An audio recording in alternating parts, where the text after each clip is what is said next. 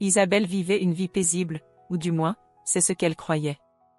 Un matin, alors que la lumière dorée du soleil effleurait à peine les rideaux de sa chambre, elle reçut un appel. Le nom de Claire, sa belle-mère, s'affichait sur son téléphone, et pour un instant, Isabelle hésita.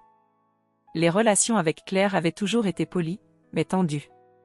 Rien de flagrant, juste une sorte de froideur sous-jacente, une sensation que les deux femmes marchaient sur une fine ligne qu'il ne fallait pas franchir. « Isabelle, il faut que tu retiennes toutes tes affaires de la maison, Marc revient, dit Claire d'une voix sèche, presque autoritaire.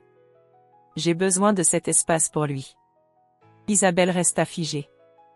Marc, son beau-frère, revenait enfin après plusieurs années passées à l'étranger. Elle ne savait pas exactement ce qui avait motivé ce retour, mais elle s'imaginait bien que sa mère, Claire, ne voyait pas les choses sous le même angle. L'ordre qu'elle venait de recevoir, aussi brusque que celui d'un supérieur, la déstabilisa. Une inquiétude naquit dans son cœur, mais elle l'étouffa rapidement. Après tout, Marc était de retour, et cette maison, cette famille, semblait prête à se réorganiser autour de son retour. Elle n'avait qu'à obéir. « Bien sûr, je vais m'en occuper, » répondit-elle, en se forçant à sourire, malgré la confusion qui envahissait son esprit. Elle raccrocha, son regard tombant sur les objets éparpillés autour de la pièce. Sa vie dans cette maison semblait appartenir à un autre monde. La chambre avait été aménagée avec soin, chaque coin imprégné des souvenirs de ces années passées à vivre en harmonie avec son mari. Elle soupira et se leva. Le temps était venu de faire de la place pour quelqu'un d'autre. La matinée passa en un éclair, entre les cartons et les objets soigneusement emballés. Isabelle rangea tout ce qui lui appartenait, de l'armoire à la bibliothèque, en passant par la petite table en bois près de la fenêtre. Elle ne remettait pas en question l'ordre qu'on lui donnait. Après tout, elle avait l'habitude de prendre sur elle pour le bien de la famille. Mais plus elle avançait, plus une sensation étrange montait en elle. Pourquoi fallait-il que Marc ait tout cet espace? Et pourquoi était-ce à elle de partir si brusquement, sans même une discussion? Un simple appel, sans explication. Les mains d'Isabelle tremblaient légèrement alors qu'elle pliait une couverture. Il y avait quelque chose d'inhabituel dans cette demande, quelque chose qui échappait à sa compréhension. Mais elle ne voulait pas l'admettre. Non, il n'était pas question de ça. Ce n'était que le retour de Marc, et la place devait lui être réservée. Une place qu'Isabelle pensait avoir occupée, depuis tout ce temps. Lorsqu'elle finit de remplir la dernière boîte, elle se tenait dans le salon, regardant la maison vide. Les murs semblaient silencieux, comme si la maison elle-même ressentait la perte de tout ce qu'Isabelle y avait apporté. Elle se força à sourire, mais une boule dans sa gorge l'en empêchait. Elle n'avait pas de réponse. Pas encore. Mais cette sensation de vide, de devoir se retirer sans un mot, résonnait en elle comme une étrange prémonition. Soudain, son téléphone vibra. Un message de Claire. « Tu n'as pas pris la vieille lampe dans le salon, Isabelle. » Marc avait dit qu'il la voulait. Ce simple message fit naître une colère sourde en Isabelle. La vieille lampe? Qu'est-ce que cela signifiait? Pourquoi Marc aurait-il besoin de cet objet en particulier? Elle déglutit difficilement, essayant de maîtriser l'émotion qui commençait à la submerger. Une lampe. Un simple objet. Mais l'insistance sur ces détails minuscules résonnait en elle comme une accusation. Était-elle tellement invisible dans cette famille que même une lampe était plus importante qu'elle? Que lui restait-il, à part des objets?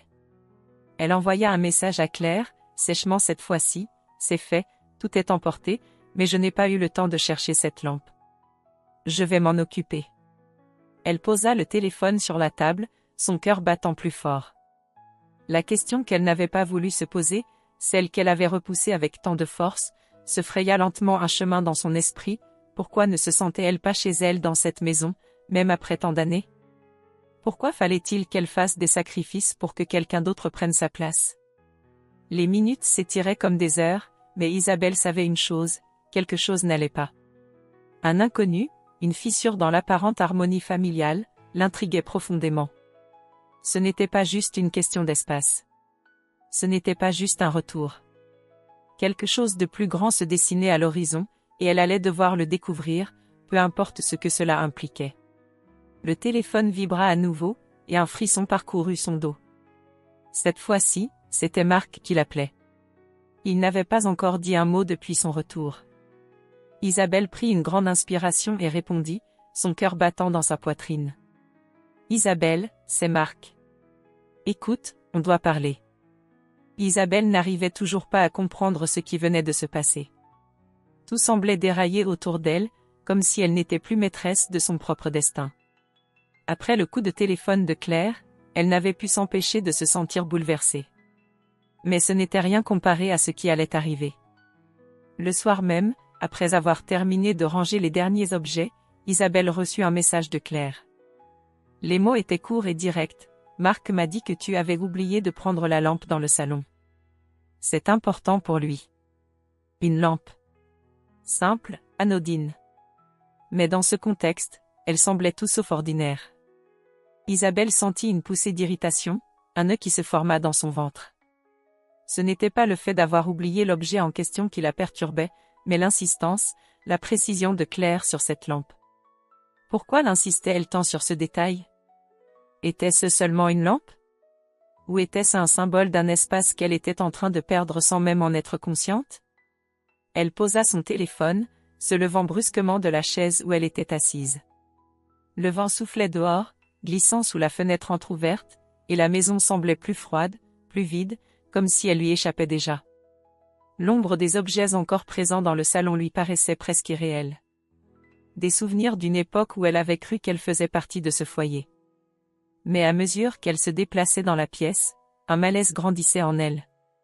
Elle n'était plus sûre de son rôle ici. Pourquoi ce retour de Marc bouleversait-il tout? Pourquoi cet appel impérieux de Claire? En quelques secondes, Isabelle se retrouva devant le salon. Elle scrutait la pièce avec attention, les yeux posés sur la vieille lampe posée sur la table basse. La lumière pâle du soir laissait des ombres étranges dans la pièce. Tout paraissait figé. Elle s'approcha de la lampe, la prit entre ses mains, et une étrange sensation s'empara d'elle. C'était juste une lampe, oui, mais elle avait cette impression, cette intuition qu'elle ne faisait pas que déplacer un objet physique. Ce geste était bien plus symbolique. Chaque mouvement, chaque objet retiré semblait marquer son exil progressif. Il y avait une part d'elle qui ne voulait pas laisser aller ce qu'elle avait construit, même si tout autour d'elle lui disait qu'il était temps de partir. Elle se souvenait encore de la première fois qu'elle avait posé cette lampe sur la table. C'était pendant les premiers mois où elle vivait ici, juste après son mariage avec Pierre, le frère de Marc. La lampe avait été un petit cadeau de sa mère, une simple décoration mais qui représentait ce sentiment de « chez soi », de stabilité. Mais aujourd'hui, tout avait changé. Ce simple objet était devenu un symbole de son invisibilité dans cette maison. Son téléphone vibra de nouveau, brisant le silence pesant. C'était un appel. Claire. Isabelle, commença Claire, la voix tendue. Je t'ai demandé de prendre cette lampe, tu sais qu'elle a une valeur sentimentale pour Marc. Ce n'est pas simplement un objet. C'est important pour lui. Isabelle sentit un pincement dans sa poitrine. Chaque mot de Claire semblait peser lourdement, comme si cette lampe, et ce geste d'obéir, la reléguait à un statut de spectatrice dans sa propre vie. Je l'ai prise, répondit Isabelle d'une voix qui trahissait sa gêne, je vais la mettre dans ma voiture. Très bien, répondit Claire, mais il y avait quelque chose dans sa voix, une nuance qu'Isabelle ne parvint pas à cerner. Merci, Isabelle. L'appel se coupa brusquement. Isabelle resta un moment à regarder l'écran, incrédule. La pression dans sa poitrine augmentait, et l'air semblait plus lourd qu'auparavant.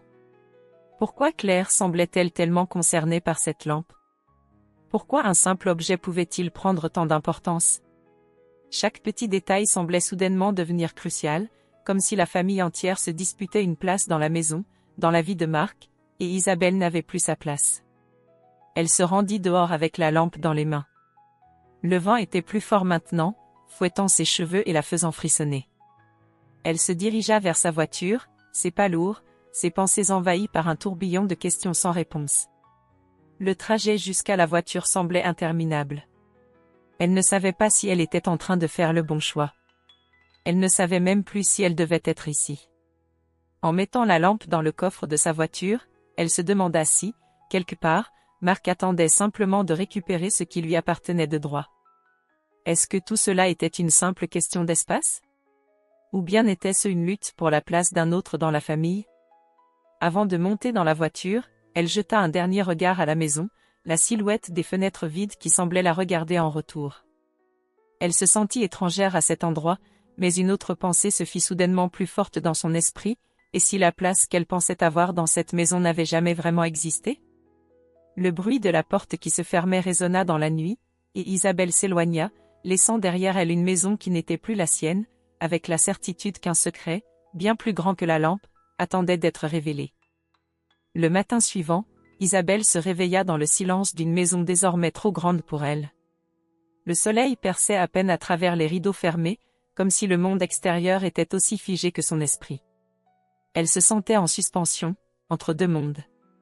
D'un côté, sa vie ici, avec Pierre, son mari, et de l'autre, un monde qui semblait lui échapper, celui de la famille de son mari, où elle n'était jamais complètement acceptée. Le téléphone vibra sur la table de chevet. Un message de Pierre: Marc arrive à 14 heures. J'ai prévenu maman. Marc. Il était enfin de retour après plusieurs années passées à l'étranger. Isabelle avait toujours trouvé son beau-frère distant, un homme taciturne, mais il restait une figure incontournable dans cette famille. Ce retour ravivait de vieilles blessures, des non-dits qu'elle n'avait jamais vraiment compris, mais qu'elle allait devoir affronter. Elle se leva lentement, s'habillant avec soin. Le matin semblait plus lourd qu'il ne l'était en réalité. Elle ressentait l'importance de ce moment, comme si cette journée allait marquer un tournant. D'un côté, elle se sentait prête à affronter ce qu'elle ignorait de Marc, mais de l'autre, une peur sourde montait en elle, comme si une conversation importante allait enfin avoir lieu, une conversation qu'elle n'était pas sûre de pouvoir contrôler. À 14 heures, Marc arriva. Elle l'entendit dans l'entrée avant même qu'il ne frappe à la porte. La manière qu'il avait de se tenir, son air toujours aussi distant, lui donna l'impression que les années n'étaient qu'une illusion. Mais il était là, en chair et en os, devant elle, après tout ce temps. Isabelle n'arrivait pas à discerner si elle devait se réjouir de ce moment ou le redouter. Il n'y avait jamais eu de grandes effusions entre eux, mais cette rencontre semblait revêtir une signification particulière. Il frappa doucement à la porte, et Isabelle l'invita à entrer. Marc entra, vêtu sobrement, comme toujours. Il avait le regard fatigué, usé par le temps passé loin de la famille, mais une lueur étrange brillait dans ses yeux. Isabelle se leva pour le saluer, mais il ne fit aucun mouvement pour la prendre dans ses bras. Il s'assit directement, comme s'il avait décidé de ne pas se laisser emporter par les faux-semblants. « Isabelle » commença-t-il, sa voix basse, mais ferme. Je ne savais pas comment ça allait se passer. Elle s'assit en face de lui, croisant les bras, essayant de masquer l'anxiété qui grandissait en elle. « Pourquoi » répondit-elle, son ton plus sec qu'elle ne l'aurait voulu. « Parce que je suis là ? Parce que j'ai pris de la place ?» Marc la regarda, un instant d'hésitation passant dans ses yeux. Puis il prit une profonde inspiration. « Non. Parce que j'ai toujours eu l'impression que tu avais pris la place que je croyais m'appartenir. » Les mots frappèrent Isabelle comme un coup de poing. Elle déglutit, ne sachant comment réagir.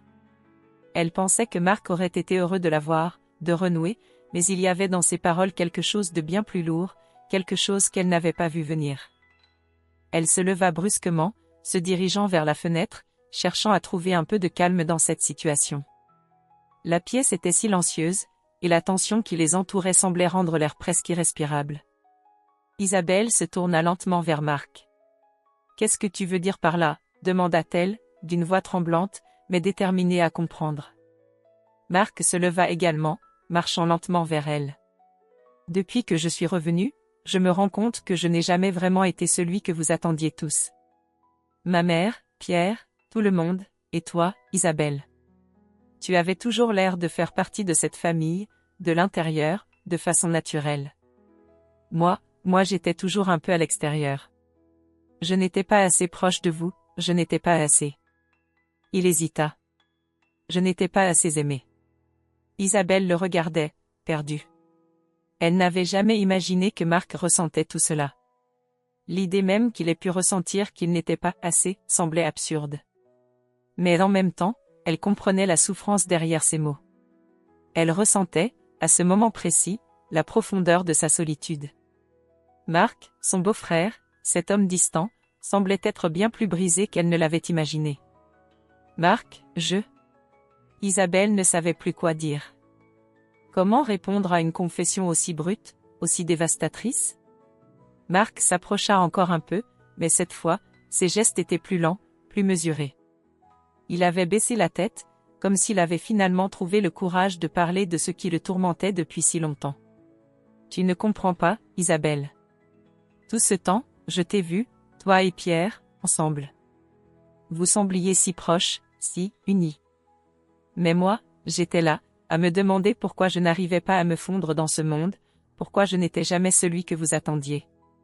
Isabelle sentait la chaleur des larmes au fond de ses yeux, mais elle les retint. Ce moment était trop précieux, trop fragile. Elle n'était pas prête à s'effondrer. Pas encore.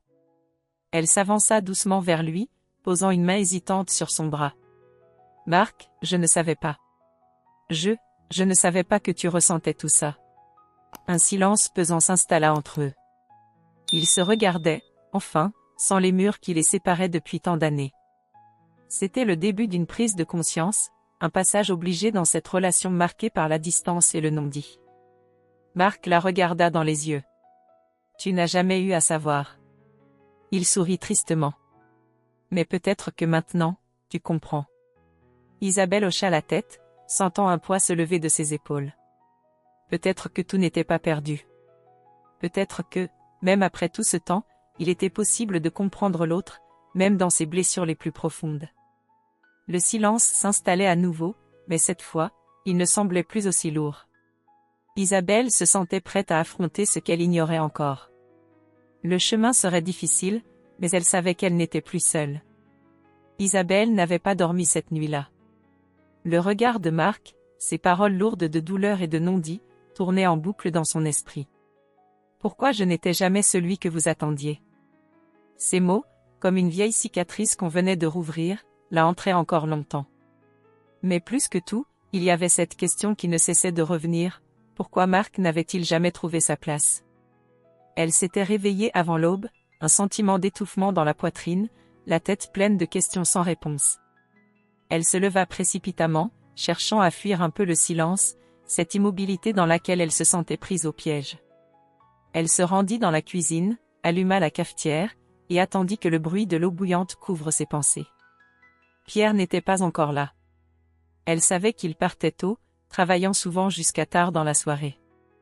Isabelle savait qu'il ne comprendrait pas tout de suite ce qui se passait en elle, ce qu'elle avait ressenti lors de cette rencontre avec Marc. Il était absent ces derniers jours, trop pris par son travail pour voir les fissures qui commençaient à apparaître dans leur propre relation. Elle se sentait seule dans cette bataille, une sensation qu'elle n'avait pas éprouvée depuis longtemps. Alors qu'elle observait les rayons du matin percer lentement les rideaux de la cuisine, son regard tomba sur une vieille boîte en bois, posée sur le comptoir. Elle n'y avait pas prêté attention auparavant, mais ce matin-là, elle ressentait l'appel irrésistible de l'inconnu. Curieuse, elle s'approcha et l'ouvrit doucement. À l'intérieur, des papiers, des lettres, des photographies jaunies par le temps. Il y avait un petit carnet, en cuir, avec des inscriptions presque effacées. Isabelle hésita, le cœur battant. Ce carnet semblait être un fragment du passé, un secret caché qu'elle n'était pas censée découvrir. Mais quelque chose en elle la poussa à l'ouvrir. Les premières pages étaient consacrées à des événements qui semblaient avoir eu lieu bien avant sa rencontre avec Pierre. Des notes sur des événements familiaux, des rencontres, des discussions en apparence banales. Mais plus elle avançait dans la lecture, plus elle se rendait compte que ce carnet renfermait des vérités qu'elle n'aurait jamais imaginées. Sur l'une des dernières pages, une lettre, écrite à la main, attira son attention. Elle était adressée à Claire, la mère de Pierre, mais Isabelle en reconnut la signature. C'était la sienne. La lettre parlait d'une promesse. Une promesse que sa mère avait faite à Claire, des années auparavant. Isabelle lut chaque mot lentement, son esprit commençant à faire le lien entre ce qu'elle avait découvert et ce qu'elle ignorait encore.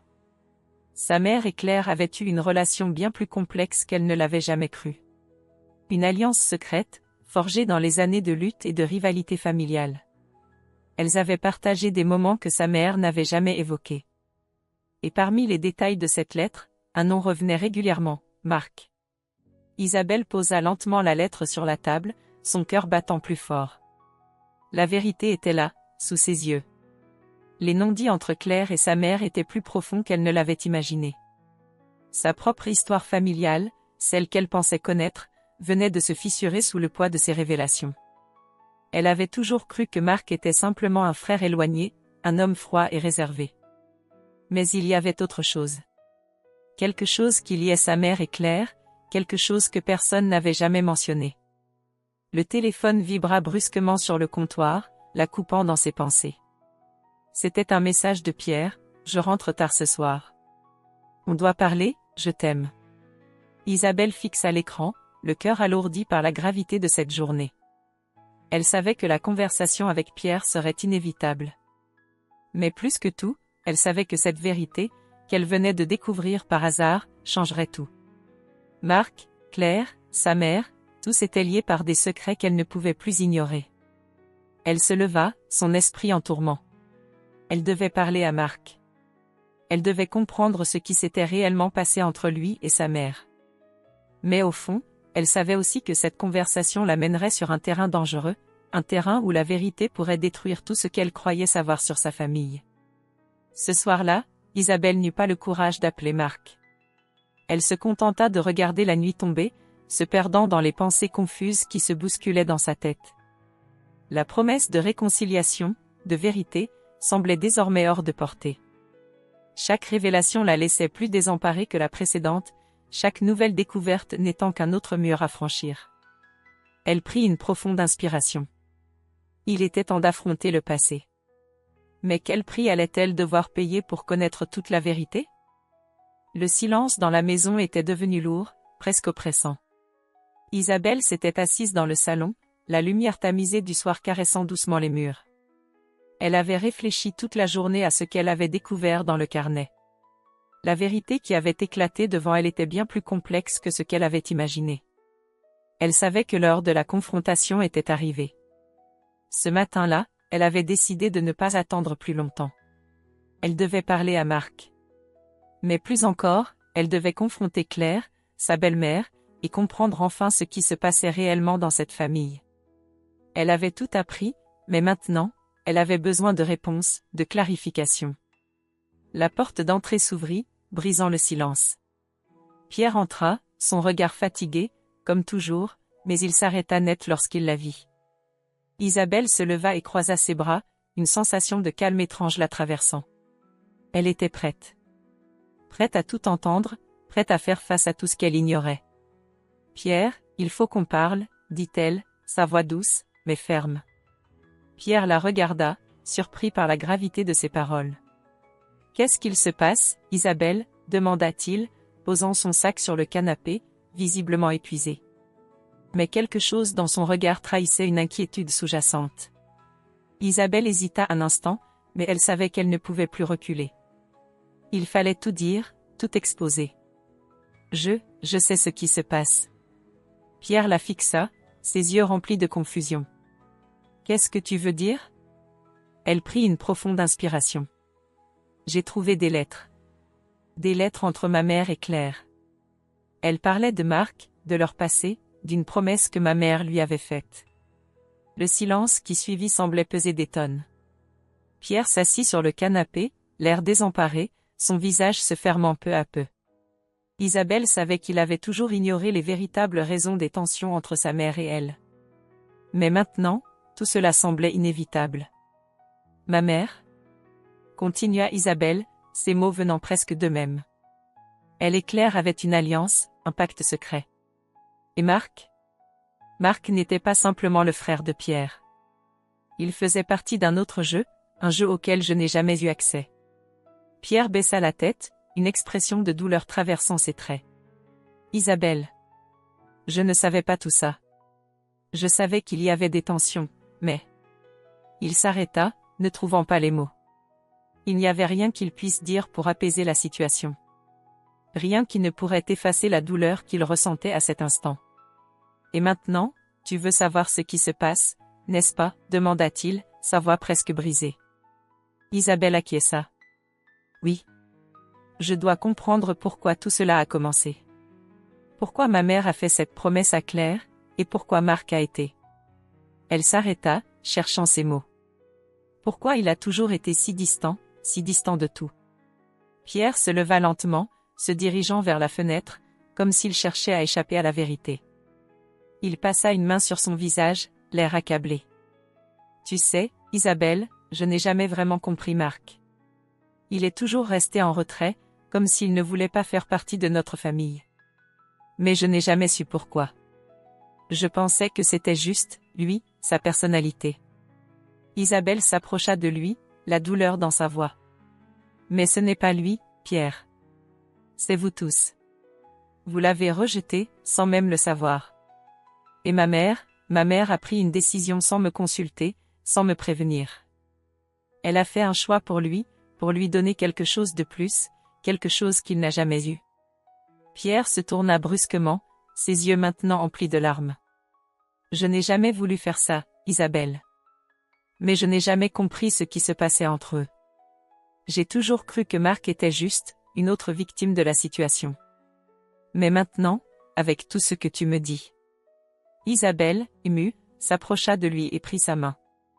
Nous devons l'affronter tous les deux. Marc et Claire. Nous devons leur poser des questions. Pierre la regarda, la douleur transparaissant dans son regard. Je ne sais pas si je suis prêt pour ça.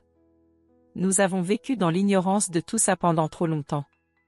Isabelle le serra dans ses bras, sentant sa propre douleur se mêler à la sienne. Nous devons le faire, Pierre.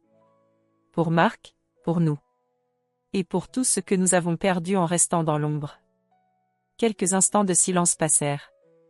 Puis Pierre se détacha doucement, ses yeux fixant Isabelle avec une détermination nouvelle. D'accord. On va le faire. Mais tu n'es pas seule dans tout ça. Ce fut un instant d'une rare intensité. Isabelle savait que cette décision marquerait un avant et un après dans leur vie. Ce n'était plus seulement une histoire de famille. C'était une question de réconciliation, de vérité, et d'acceptation. Le soir même, Isabelle et Pierre prirent la route. La voiture roulait en silence, chaque kilomètre les rapprochant du lieu où les secrets de la famille devraient enfin être révélés. Isabelle sentit la lourdeur de la situation, mais une part d'elle était prête à affronter ce qu'elle n'avait jamais voulu voir. Ils arrivaient. Ils étaient prêts à confronter Claire et Marc. La route menant à la maison de Claire semblait interminable, chaque minute qui passait creusant davantage le vide dans le cœur d'Isabelle. Pierre conduisait en silence, ses mains crispées sur le volant, l'air tendu, comme s'il savait que ce qu'ils allaient découvrir changerait leur vie à jamais. Isabelle, assise à côté de lui, observait les paysages défiler à toute vitesse, mais son esprit était ailleurs. Il n'y avait plus de place pour les doutes, plus de place pour les questionnements. Ce soir, ils allaient enfin obtenir des réponses. Les derniers kilomètres furent empreints de cette lourde tension qui se dégage lorsque l'on s'apprête à franchir un seuil qu'on n'a jamais osé franchir auparavant. Isabelle savait que les secrets de sa famille, bien plus vastes qu'elle n'avait imaginé, allaient se dévoiler en pleine lumière. Les non-dits, les trahisons, les promesses oubliées, tout serait mis à jour. Lorsqu'ils arrivèrent, la maison de Claire se dressait devant eux, calme et silencieuse, presque trop calme. Isabelle en sortit la première, son regard fuyant la porte d'entrée. Elle se sentait prête, en même temps, terrifiée. Elle n'avait jamais imaginé que la vérité aurait un tel pouvoir.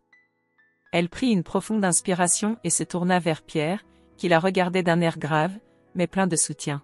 « On y va », dit-elle, sa voix plus ferme qu'elle ne se le sentait. Ils montèrent les marches et frappèrent à la porte. Claire ouvrit presque immédiatement. À la voir, Isabelle eut un frisson. Elle paraissait plus vieille, plus fatiguée, mais ses yeux, eux, restaient aussi perçants qu'autrefois. Derrière elle, Marc se tenait dans l'ombre, immobile, comme s'il attendait depuis longtemps cet instant. Les regards se croisèrent. Il n'y avait pas besoin de mots pour comprendre que chacun de ceux présents savait que l'heure des révélations était enfin arrivée. « Entrez, » dit Claire, sa voix sans chaleur. « Nous devons parler. » Isabelle et Pierre pénétrèrent dans la maison. Le silence qui suivit leur entrée était lourd. Claire les invita à s'asseoir, mais aucun d'eux ne bougea. Isabelle se tenait droite, son cœur battant la chamade. Marc, d'un geste lent, prit la parole pour briser l'atmosphère tendue. Je suppose que vous savez tout maintenant. Sa voix était grave, comme un écho lointain. Ou du moins, vous croyez tout savoir. Isabelle le fixa, sa respiration coupée par l'intensité de ce moment. Je ne sais pas tout, Marc. Mais je sais qu'il est temps de comprendre pourquoi, tout ce temps, tu étais une ombre dans cette famille. Pourquoi tu n'as jamais pris ta place? Marc baissa les yeux, semblant hésiter avant de répondre. Il s'approcha lentement, s'asseyant face à eux. J'ai toujours su que vous ne me vouliez pas ici. Vous aviez déjà vos vies, vos places. Moi, je n'étais qu'une figure secondaire, un détail gênant dans un tableau déjà tracé. Et ma mère ne m'a jamais vraiment protégée. Elle m'a laissé dans l'ombre de vos vies parfaites. Claire, jusqu'ici silencieuse, se leva brusquement. Ce n'est pas ce que tu crois, Marc. Ce n'était pas un choix de ma part. Ses yeux brillaient d'une émotion qu'Isabelle n'avait jamais vue chez elle. Tu n'étais pas qu'un détail. Mais je t'ai protégée de la vérité, parce que je croyais que c'était mieux ainsi. Isabelle se leva à son tour, son corps parcouru d'un frisson. Quelle vérité, Claire? Claire s'éloigna un instant, se dirigeant vers une vieille armoire en bois, la seule chose qui semblait intacte dans la pièce. Elle en sortit un vieux carnet, relié de cuir. Elle le tendit lentement à Isabelle. C'était à ta mère. Elle m'a donné ce carnet avant de mourir. Elle savait ce qui allait arriver, elle savait qu'un jour tu viendrais. Claire s'assit à son tour, son regard devenu presque tendre. Ta mère et moi avons fait des choix que tu ne pourras peut-être jamais comprendre. Nous avons voulu te protéger, mais cela a tout détruit. Isabelle ouvrit le carnet. Ses mains tremblaient. Chaque page était remplie de mots, de promesses et de regrets. Et dans un coin de la dernière page, une phrase captiva son regard, je te le confie, pour que tu puisses enfin tout savoir. Tu es ma fille, Marc. Toujours. Et je te le promets, un jour tu prendras la place qui te revient. Les mots résonnèrent dans l'esprit d'Isabelle comme un éclair. Tout à coup, elle comprit. Elle comprit tout. Marc n'était pas juste un membre de la famille. Il était le fils qu'elle n'avait jamais vu, le frère qu'elle avait perdu. La promesse que sa mère avait faite à Claire était celle d'un amour inconditionnel, mais aussi d'un sacrifice silencieux. Claire l'avait caché à Isabelle pour la protéger de la vérité, mais aujourd'hui, tout cela ne pouvait plus rester dans l'ombre. Tandis qu'Isabelle refermait lentement le carnet, ses yeux se levèrent vers Marc. Il était là, brisé, mais avec une lueur de vérité dans les yeux. Elle s'approcha de lui, sans dire un mot, prit sa main. Ce geste simple, mais puissant, résonna comme un appel à la réconciliation. Pierre, qui observait cette scène, se leva. Il s'avança et posa une main sur l'épaule de Marc. Tu fais partie de cette famille.